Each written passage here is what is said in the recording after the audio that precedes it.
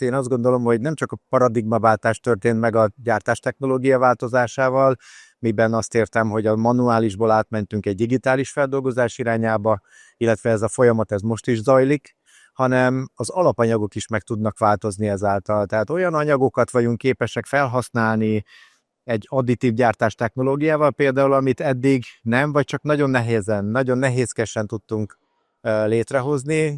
Dr. Kónya János vagyok. Örülök, hogy itt lehetek, mert ez szerintem az egyik legfontosabb.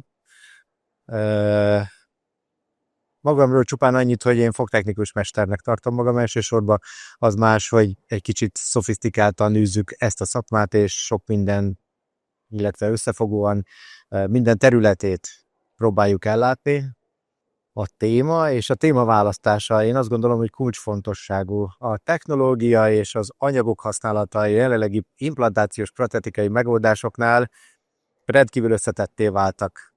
Az a technológia, ami a 3D nyomtatásban, virtuális tervezésben rejlik, és a mai anyagoknak, a korszerű alapanyagoknak az ehhez kapcsolt és használt alapanyagoknak a fejlesztésében történik meg, ebből mi módon lehet összerakni a páciensek javát szolgáló legjobb minőségű, legtartósabb fogművet.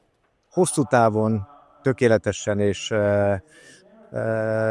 mindenféle probléma nélkül használható fogművet. Ez a cél, ez a kulcsa szerintem az előadás tartalmának és céljának is, amellett, hogy rápróbálok világítani olyan esetekre, szituációkra, amik mondjuk gátat tudnak szabni a sikerbe, és azért is szeretném ezt felhozni példaként, hogy más ne fusson bele esetlegesen ilyen csapdákba. Én azt gondolom, hogy lesz olyan tartalom az előadásban, ami miatt érdemes bejönni, érdemes megnézni, érdemes hallgatni, és érdemes figyelni is rám. A tapasztalataimat szeretném megosztani mindenkivel. Tehát a kérdés is nagyon jó, már csak azért is, mert én azt gondolom, hogy nem csak a paradigmaváltás történt meg a gyártás technológia változásával, miben azt értem, hogy a manuálisból átmentünk egy digitális feldolgozás irányába, illetve ez a folyamat ez most is zajlik, hanem az alapanyagok is meg tudnak változni ezáltal. Tehát olyan anyagokat vagyunk képesek felhasználni egy additív gyártás technológiával például, amit eddig nem, vagy csak nagyon nehézen, nagyon nehézkesen tudtunk létrehozni, azt formába önteni, és abból fogművet kreálni, legyen az akár a titán, vagy legyen az például a cirkónium-dioxidok bármelyik típusa, illetve ezeknek a kombinációi. A virtuális termékfeldolgozás mind arra ad nekünk lehetőséget, hogy ezeket tudjuk használni, és a páciens sikerére alkalmazni tudjuk. Gyakorlatilag erről fog szólni az előadás. A kérdésem megválaszolását utolsó előadóként a plénum elé tárom. Miként lehet azokat a digitális technológiai alkalmazásokat, lehetőségeket felhasználni? Az előző kérdésre válaszként, hogy ezt beszeretném mutatni, hogy a digitális technika milyen lehetőséget nyújt, és ezt hogyan fogjuk tudni használni és alkalmazni a pácienseknek a javára. Én az Upgrade konferenciát mindig is úgy értékeltem, hogy egy szükséges és fontos dolog, ami kell a szakmai kompetenciának a fenntartásához és továbbfejlődéséhez.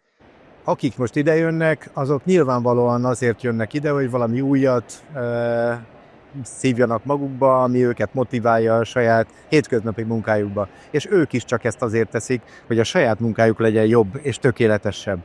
Amivel, mint ahogy eddig is elmondtam, a pácienseket szolgálják. Hát most hadd tegyem hozzá, hogy ha már engem ide elhívtatok, akkor csak jó lehet a szakmai színvonala. Most ez vicc volt nyilvánvalóan.